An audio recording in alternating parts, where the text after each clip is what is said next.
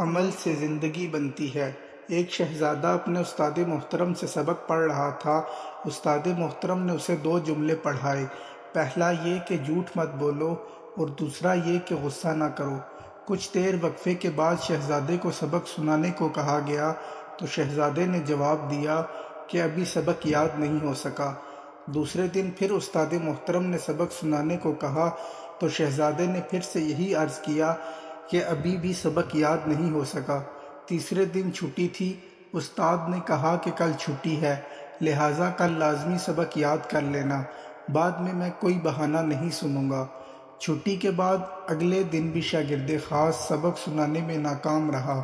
استاد محترم یہ خیال کیے بغیر کہ شاگرد ایک شہزادہ ہے، غصے سے چلا اٹھے اور طیش میں آ کر ایک تھپڑ رسید کر دیا کہ یہ بھی کوئی بات ہے کہ اتنے دنوں سے 2 جملے یاد نہیں ہو سکے۔ تھپڑ کھا کر ایک دفعہ تو شہزادہ گم سم سا ہو گیا، پھر بولا کہ استاد محترم سبق یاد ہو گیا۔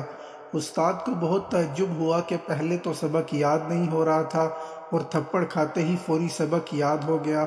شہزادہ عرض کرنے لگا کہ استاد محترم آپ نے مجھے 2 باتیں پڑھائی تھی، پہلی یہ کہ جھوٹ مت بولو اور دوسرا یہ کہ غصہ نہ کرو۔ جھوٹ بولنے سے تو میں نے اسی روز توبہ کر لی تھی، لیکن دوسرا کام غصہ نہ کرو یہ کام بہت مشکل تھا۔ بہت کوشش کرتا تھا کہ غصہ نہ آئے، لیکن غصہ آ جاتا تھا۔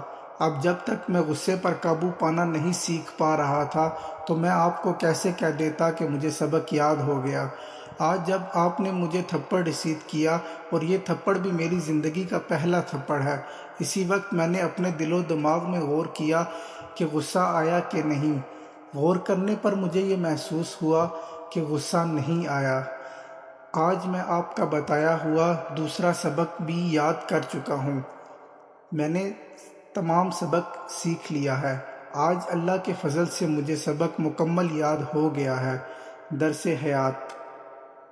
پیارے دوستو، ہمیں بھی یہی چاہیے کہ ہم جو بھی اقوال زری پڑھیں، سنیں یا لکھیں تو اس پہ عمل بھی ضرور کریں، کیونکہ عمل سے ہی زندگی بنتی ہے، عمل سے انسان کی اصلاح ہوتی ہے اور عمل سے ہی زندگی میں بہتری آتی ہے۔ Please subscribe to my channel.